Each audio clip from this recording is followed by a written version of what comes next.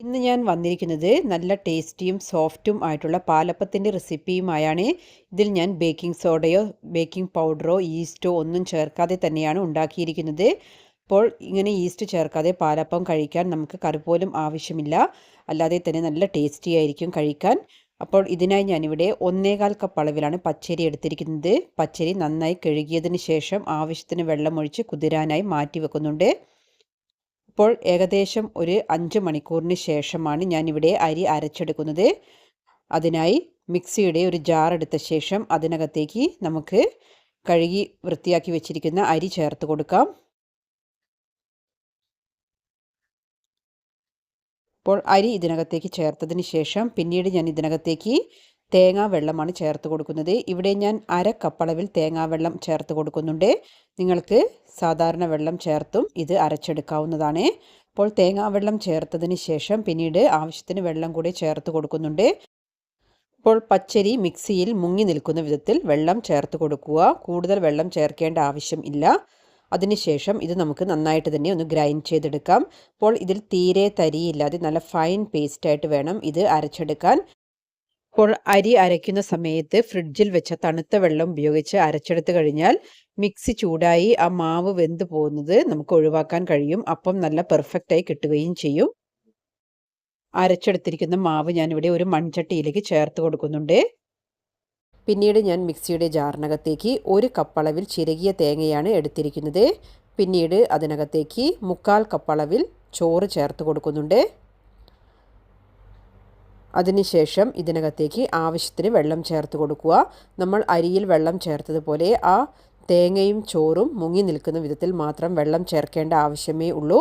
ഇത്രയും ചേർത്ത ശേഷം നമുക്കിത് നന്നായിട്ട് ഗ്രൈൻഡ് ചെയ്തെടുക്കണം. അപ്പോൾ ആ തേങ്ങയും ചോറും ഞാനിവിടെ നന്നായിട്ട് തന്നെ ഗ്രൈൻഡ് ചെയ്തെടുത്തിട്ടുണ്ട്. ഇതുകൂടെ നമുക്ക് അരിയിലേക്ക് ചേർത്ത് കൊടുക്കാം. പിന്നീട് മിക്സിയുടെ ജാറിനകത്തേക്ക് അല്പം വെള്ളം കൂടെ ചേർത്ത് ഒന്ന് കറക്കി ഇതിനകത്തേക്ക് ചേർത്ത് കൊടുക്കുന്നുണ്ട്.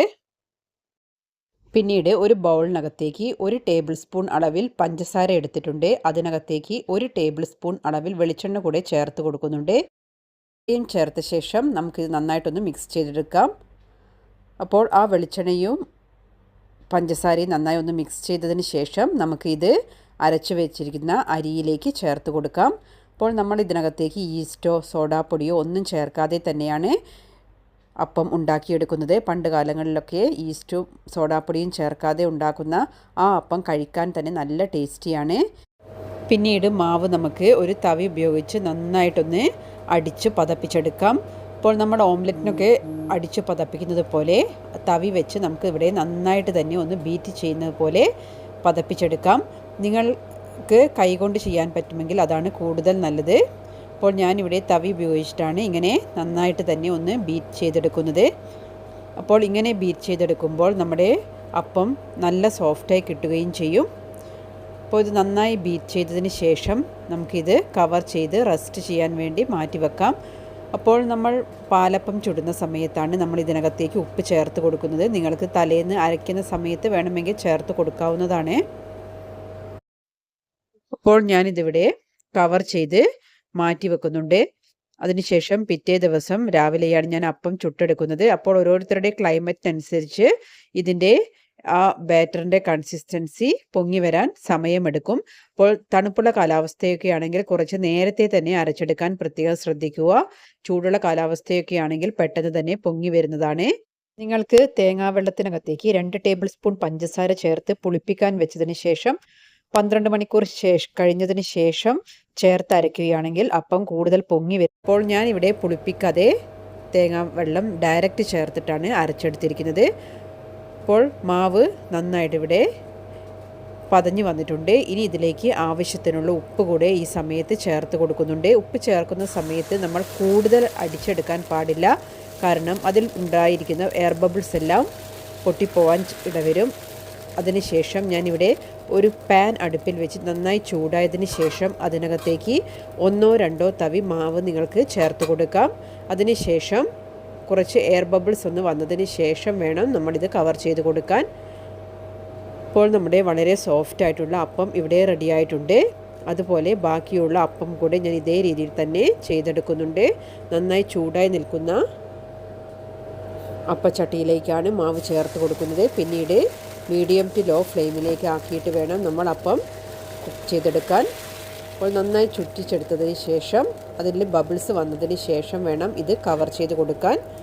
അതിനുശേഷം ആവശ്യത്തിന് കുക്കായി കഴിഞ്ഞാൽ നമ്മൾക്ക് ഇത് പാനിൽ നിന്നും മാറ്റി പാത്രത്തിലേക്ക് ചേർത്ത് വെക്കാവുന്നതാണ്.